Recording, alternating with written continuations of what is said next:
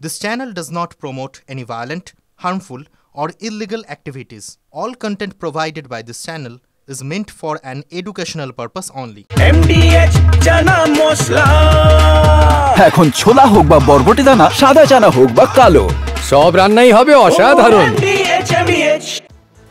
নমস্কার, স্বাগত আপনাকে TV9 বাংলায়। আমি দীপ রয়েছে আপনার সঙ্গে। শুরুতে যে খবরে নজর রাখবো, 2 বছর আগে টেন্ডার হওয়ার পরেও কোনো কাজ হয়নি। বেহাল রাস্তায় ভরসা বলতে খাটিয়া। মালদার চাঁচলের বটতলা গ্রামে ঢুকতে পারে না অ্যাম্বুলেন্স, তাই অসুস্থ বৃদ্ধকে খাটিয়ায় চাপিয়ে নিয়ে যাওয়া হলো চিকিৎসকের কাছে। দেখুন সেই ছবিটা, লজ্জার ছবি।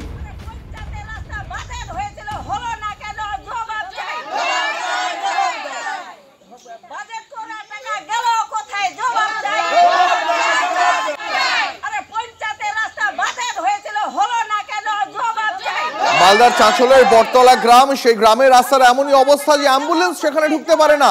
কথা বলবো আমাদের সহকর্মী মালদা থেকে শুভতোষ রয়েছেন আমাদের সঙ্গে। শুভতোষ, আজকের দিনে দাঁড়িয়েও এই লজ্জার ছবিটা কেন দেখতে হবে যে অসুস্থ বৃদ্ধকে অ্যাম্বুলেন্সে নয় একেবারে খাটিয়ায় চাপিয়ে নিয়ে যেতে হচ্ছে হাসপাতালে? দেখো, শুধু এই একটা লজ্জাজনক ছবি নয়, মালদার মানুষ বারবার এই ধরনের লজ্জাজনক ছবি দেখছে এবং এমনও হয়েছে যে খাটিয়ায় নিয়ে গিয়ে যেতে যেতে পথেও মৃত্যু হয়েছে, এমন ঘটনাও ঘটেছে। এবার সেটা হবিবপুর বামনগোলার পর এই চিত্র দেখা গেল চাঁচলে মতিহারপুর গ্রাম পঞ্চায়েতে। সেরকমই এক বৃদ্ধকে নিয়ে যেতে গিয়ে মানে অসুস্থ হয়ে যাওয়ার পরে খাটিয়া করে নিয়ে যেতে তারা বাধ্য হয়েছে। সব থেকে মজার বিষয় এবং দুঃখজনক এটাই যে এই রাস্তাটা তৈরি করার নামে গত 1.5 বছর আগে টেন্ডার হয়েছিল এবং তারপরে অভিযোগ গ্রামবাসীদের সেই টাকা লোপাট হয়ে গেছে এবং রাস্তার কিছুটা অংশ তৈরি হয়েছে এবং গ্রামের মূল যে জায়গাটা সেখানেই কিন্তু সেই রাস্তাটা আর তৈরি হয়নি, মানে রাস্তাটাই গায়েব, মানে সেখানে তৈরি করা হয়নি। গ্রামবাসীদের অভিযোগ পুরো টাকাটাই লোপাট করা হয়েছে এবং অথচ এই পরিস্থিতি, করুণ চিত্র আমরা বারবার দেখছি এবং সেখানে বাধ্য হয়ে আজকে মহিলারা বিক্ষোভ দেখিয়েছে। শুধু তাই নয়, তারা বলে দিয়েছে যে রাস্তা যদি ঠিক না করা হয়, সংস্কার বা রাস্তা তৈরি করে না দেওয়া হয়, তাহলে আগামীতে তারা ভোট ব্যয় করে সিদ্ধান্ত তারা নিয়েছে। ধন্যবাদ শুভতোষ। রাস্তাটা প্রচন্ড কাদা, হয়তো গর্ভবতী মহিলারা যেতে পারছে না, আমরা মানে বাজারঘাট যেতে পারছি না। অবস্থা বর্ষা আসলে এইভাবে প্রস্তুত হয়ে যায়, প্রতিবার এই বর্ষা আসবে আর এইভাবে প্রস্তুত হবে, আমাদের বাচ্চা কাচ্চা স্কুল যেতে পারছে না। দিন আমার বয়স যত 7 দিন থেকে এই গ্রামটাকে আমি দেখে আসি, রাস্তা নাই, সাইকেল মোটরসাইকেল কিছু তো যায় না, হেঁটে যাওয়া যায়। এই তো এক হাঁটু কাদা ভেঙে নিয়ে আসলাম রুগীকে এখন মেন রাস্তাতে উঠাবো 2.5 কিলোমিটার। তো বাচ্চারা স্কুল যেতে পারছে এটা দিয়ে? বাচ্চারা স্কুল যেতে পারছে না। আমরা সব জায়গাতে উন্নয়ন পৌঁছেছি। এবার যেটা অভিযোগ আসছে গ্রাম থেকে যে বোর্ড সেখানে লাগানো ছিল, বোর্ড এখন নাই, সেটা নাকি গ্রাম পঞ্চায়েতের রাস্তা। তো সেটা আমরা যাব, ভিজিট করব, সেটা দেখব কি হয়েছে বৃত্তান্ত আমরা জানবো। প্রয়োজন করলে ওখানকার প্রধান আছে, তার সঙ্গে আমরা কথা বলে দেখব বিষয়টা কি আছে। এখানে রাস্তার কাজের জন্য বোর্ড লাগিয়ে দেওয়া হলো, তারপরে বোর্ড কে বা কারা খুলে নিয়ে চলে গেল। এরকমও হতে পারে যে হয়তো টেন্ডার হয়ে গেছে কাজের, কিন্তু সেই টাকা তুলে নিয়েছে, কাজ হয়নি, সমস্তটা দুর্নীতিতে ভরে গেছে। এর বিষয়ে জনগণ আজকে সোচ্চার হয়েছে। আমরা জনগণের পাশে থেকে এই লড়াইয়ে সহযোগী হব।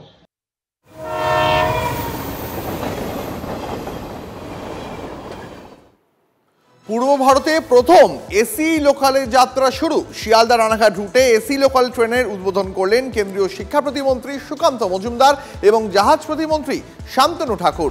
আগামীকাল থেকে সাধারণের জন্য খুলবে এসি লোকালের দরজা।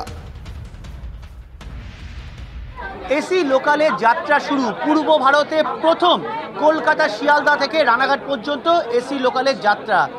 মুম্বাই চেন্নাইতে শুরু হলো, পূর্ব ভারতের স্বাধীনতার পর এই প্রথম শুরু হলো। আমি ছবি দেখাতে বলবো, ছোট ছোট স্কুল পড়ুয়ারা এই যাত্রার অন্যতম সবারই, এবং প্রত্যেকের হাতে রয়েছে জাতীয় পতাকা এবং এই জাতীয় পতাকা নিয়ে তারা কেন্দ্রীয় মন্ত্রীদের সঙ্গে চলেছে রানাঘাটে। তোমার সঙ্গে কথা বলবো, তোমরা কোন স্কুলে পড়ো?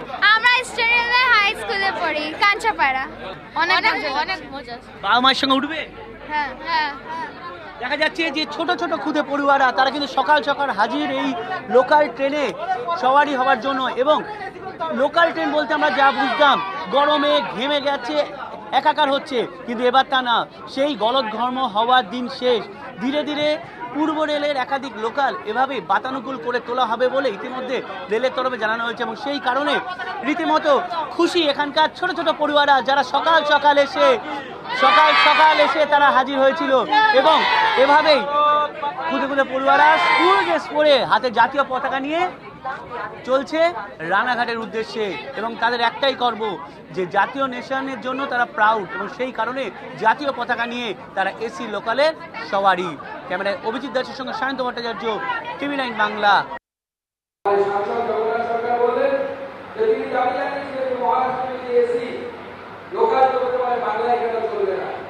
আজকে আমরা চালু করছি এসি লোকাল এবং আমার বিশ্বাস এটা শেষ নয়, this is just the beginning. এটা শুরু হচ্ছে, এরপরে একাধিক এই ধরনের এসি লোকাল আমাদের এই পশ্চিমবঙ্গে চলবে, পশ্চিমবঙ্গের বিভিন্ন জায়গায় চলবে।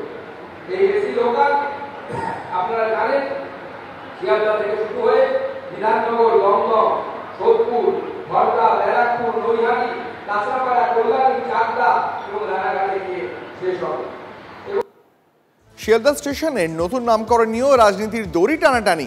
শ্যামাপ্রসাদ মুখোপাধ্যায়ের নামে শিয়ালদা স্টেশনের নাম রাখার প্রস্তাব কেন্দ্রীয় শিক্ষা প্রতিমন্ত্রীর। রাজ্য সরকারকে সুপারিশের আর্জি সুকান্ত মজুমদারের। নাম যদি বদল করতেই হয় তাহলে স্বামী বিবেকানন্দর নামে শিয়ালদা স্টেশনের নাম করা হোক, পাল্টা দাবি তৃণমূলের রাজ্য সাধারণ সম্পাদক কুণাল ঘোষের।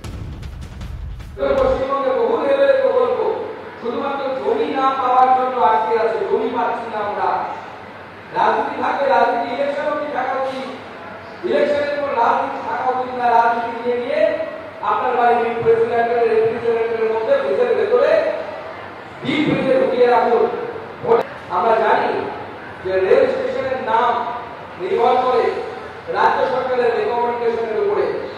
আমি এই মঞ্চ থেকে মাননীয় মুখ্যমন্ত্রীকে প্রস্তাব রাখতে চাই যে আপনি প্রস্তাব করুন যে এই শিয়ালদা স্টেশন একসময় উদ্বাস্তুদের আশ্রয়স্থল ছিল, সেই উদ্বাস্তুদের পশ্চিমবঙ্গ তৈরির জন্য যে মানুষ সবচেয়ে বেশি পরিশ্রম করে গেছে স্বর্গীয় ডক্টর শ্যামাপ্রসাদ মুখোপাধ্যায়ের নামে এই শিয়ালদা স্টেশন তৈরি করার প্রস্তাব মাননীয় মুখ্যমন্ত্রী আমাদের রেলমন্ত্রীর কাছে ব্যবস্থা।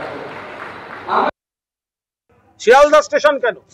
শিয়ালদা স্টেশন যদি নাম বদল করতে হয় তাহলে স্বামী বিবেকানন্দকে সামনে রেখে শিয়ালদা স্টেশনের নাম স্বামী বিবেকানন্দ করা হোক। কারণ শিকাগো ধর্মসভায় ঐতিহাসিক বক্তৃতার পর দেশে ফেরার পর তিনি যখন জাহাজ থেকে ওদিকে নামেন, তারপর ট্রেনে শিয়ালদা নেমেছিলেন। সেখান থেকে যুবকেরা ঘোড়ার গাড়ি থেকে ঘোড়া খুলে নিজেরা টেনে মিত্র ইনস্টিটিউশনের উঠোনে তার প্রথম নাগরিক সম্বর্ধনা হয়েছিল। শিয়ালদা স্টেশনে বিশ্বজয়ের পর এসেছিলেন স্বামী বিবেকানন্দ। যদি নাম করতে হয় তাহলে স্বামী বিবেকানন্দের নামে শিয়ালদা স্টেশন করতে হবে। ঠান্ডা ট্রেন উদ্বোধনের পরেই রাজনীতির উত্তাপ।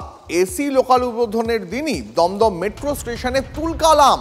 সুকান্ত মজুমদারকে লক্ষ্য করে জয় বাংলা স্লোগান, পাল্টা স্লোগান দিতে থাকেন বিজেপি কর্মীরাও। আর এই স্লোগান যুদ্ধের মধ্যেই দুই দলের কর্মী সমর্থকদের মধ্যে ধাক্কাধাক্কি শুরু হয়ে যায়। বিজেপি কর্মীদের মারধরের অভিযোগ সুকান্ত মজুমদারের। বাঙালি হেনস্থার অভিযোগে বিক্ষোভ, পাল্টা দাবি তৃণমূলের।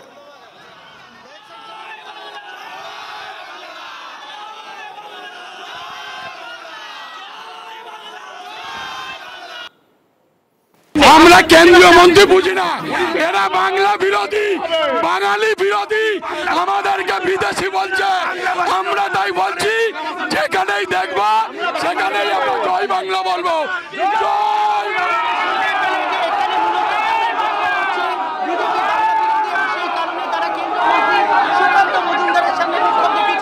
একদিকে তৃণমূল সমর্থিত আইনটিটিউসি, অন্যদিকে বিজেপির কর্মী সমর্থকরা তারা কিন্তু সুকান্ত মজুমদার কাছে অভিযোগ করতে থাকেন যে বিজেপি কর্মী সমর্থকরা যখন আজকে সুকান্ত মজুমদার এখানে এসে পৌঁছন তখন তাদেরকে ঘিরে ধরে গালিগালাজ করতে থাকে এবং মারধর করতে থাকে। আমি দেখাবো সুকান্ত মজুমদার এখানে রয়েছেন।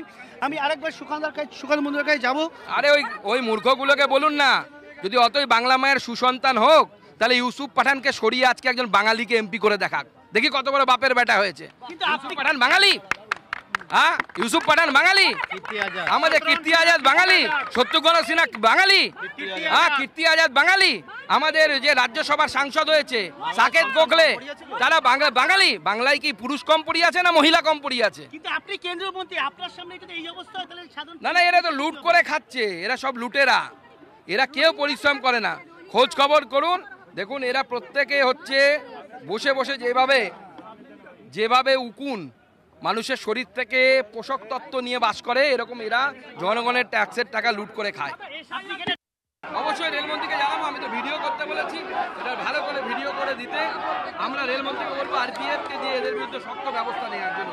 তৃণমূল কংগ্রেসের পতাকা নিয়ে তৃণমূল কংগ্রেসের সব দালাল, তৃণমূল কংগ্রেসের তারা শ্রমিক সেজে এখানে দালালি মারতে এসছে। পারস্পরিক একটা এমন দ্বন্দ্ব লাগিয়ে দেওয়া যেন কেউ কোনো স্বাধীনভাবে তার মত প্রকাশ করতে পারবে না। পছন্দ না হলে সুকান্তকে চেস করে পাবলিকলি বিজেপির লোকেরা হেনস্থা করছে, কখনো তৃণমূলের লোকেরা হেনস্থা করছে। পশ্চিমবাংলাতে এই অসভ্য রাজনীতির আমদানি করেছে তৃণমূল, তার অংশীদার হয়েছে বিজেপি। পরে খবরে আসি, তিলপাড়া ব্যারাজের গোড়াতেই গলদ, বালি চুরির বিপদের আঁচ পেয়ে 1 বছর আগের রিপোর্টে উদ্বেগ, তাও কেন গড়িমসি? দেওয়ালে বড় বড় ফাটল, ঝুঁকি এড়াতে 1 আগস্ট থেকে বন্ধ যান চলাচল। সিউড়ি থেকে রামপুরহাট যেতে অনেকটা ঘুরপথে যেতে হচ্ছে, ভোগান্তি পোহাতে হচ্ছে সাধারণ মানুষকে। এই প্রেক্ষাপটেই তিলপাড়া ব্যারাজ পরিদর্শন করলেন সেন্ট্রাল ওয়াটার কমিশনের 3 সদস্য, সঙ্গে বীরভূমের সেচ দফতরের আধিকারিকরাও। যেমন প্রত্যক্ষ সম্পর্ক আছে বলে আমরা মনে করছি না এই মুহূর্তে। এই ব্যারেজটার বয়স 74 বছর হয়ে গেছে। জেনারেলি স্ট্রাকচার 50 বছরের জন্যই করা হয় আর কি। এখন দীর্ঘ সময় ধরে ব্যারেজটা আছে, কিছু কিছু ড্যামেজ হয়েছে। আমরা ড্যামেজ সারাতে শুরু করেছিলাম মার্চ মাসে, কিন্তু সামাও বৃষ্টির জন্য রাস্তা শেষ করতে পারিনি। তো সুতরাং সব জিনিসই তো একটা আয়ু বলে তো একটা ব্যাপার আছে। একজন মানুষও ভারতবর্ষে মানুষের গড় আয়ু হচ্ছে যে 72 বছর, তো কেউ তো 100 বছর বাঁচবে এমন তো নয়। তো সুতরাং আমরা এখন আমাদের কাছে প্রাইমারি যেটা লক্ষ্য সেটা হচ্ছে স্ট্রাকচারটাকে বাঁচানো। সেজন্য যা যা করা দরকার বিশেষজ্ঞদের পরামর্শ অনুযায়ী সেই পদক্ষেপগুলো আমরা নিচ্ছি। এই তিলপাড়া ব্যারেজে ফাটলের অন্যতম কারণ ওভারলোডিং, বালি আর পাথরের বেপরোয়া যে গাড়ি ওই ব্যারেজের উপর দিয়ে প্রতিদিন অন্তত 5 থেকে 7 হাজার গাড়ি যে এই ব্যারেজের উপর দিয়ে পাস করে এবং এই ওভারলোডিং চলে, তার ফলে ব্রিজের যে সহন ক্ষমতা, সেই সহন ক্ষমতার অতিরিক্ত যান চলাচলের ফলে আজকে এই পরিস্থিতি তৈরি হয়েছে। তৃণমূল একদিকে জেলাতে তোলাবাজি, সিন্ডিকেটবাজি, পাথর বালি নিয়ে চালাবে, আর তিলপাড়া ব্যারেজের ফাটল হলে কান্নাকাটি করবে, তার জন্য চাষিরা মার খাচ্ছে। বালি চুরির বিপদ, তিলপাড়া ব্যারাজের খুব কাছেই বেআইনিভাবে বালি তোলা হচ্ছে, যার জেরে জলাধারের কাঠামো ক্রমশই দুর্বল হয়ে যাচ্ছে। গত নভেম্বরে সরকারি এই রিপোর্ট জমাও পড়েছিল। প্রতিনিধি দলে ছিলেন সেন্ট্রাল ওয়াটার কমিশন, রাজ্যের সেচ দপ্তরের কর্তা আধিকারিকরাও, কিন্তু তারপরেও প্রশাসনের ঘুম ভাঙেনি। 8-9 মাসের মধ্যেই বড়সড় ফাটল তিলপাড়া ব্যারাজে। পরিস্থিতি এমন পর্যায়ে পৌঁছেছে যে ব্যারাজে সব জল বের করে দিতে হয়েছে। ব্যারাজের উপর দিয়ে উত্তরবঙ্গ থেকে দক্ষিণবঙ্গগামী সংযোগকারী রাস্তাও বন্ধ, চলছে মেরামতি। কিন্তু প্রশ্ন হচ্ছে, মেরামতি করেও কি এই ফাটল বন্ধ করা যাবে? গঙ্গা থেকে নির্বিচালে বালি তোলার ফলে ঈশ্বরগুপ্ত সেতু বন্ধ করে দিতে হয়। এখনো কল্যাণী মগরা যোগাযোগকারী সেতু বন্ধ, আর এবার মাসুল গুনতে হচ্ছে তিলপাড়া ব্যারাজকে।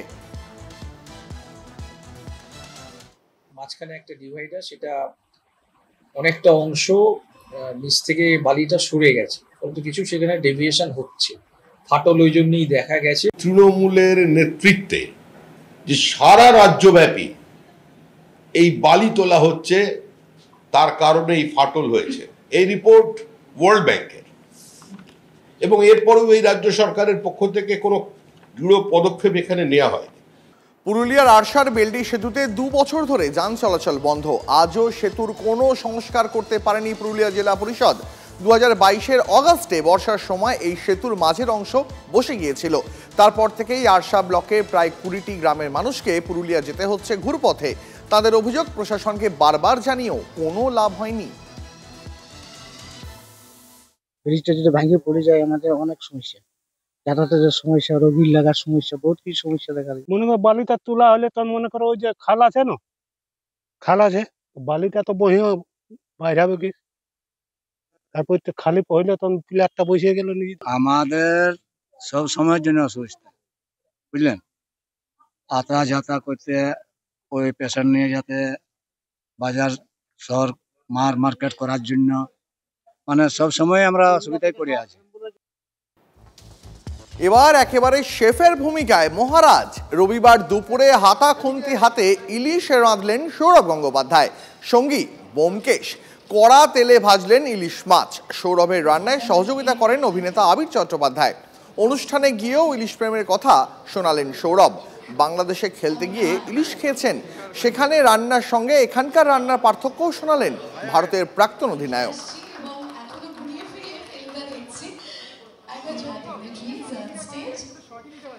বাহ, এবার রয়েছে স্বাদ। হ্যাঁ, অপূর্ব স্বাদ। এমডিএচ এর চাঙ্কি চাট মশলা, জীবনে আসল স্বাদ জাগলো। আসল মশলা, এমডিএচ।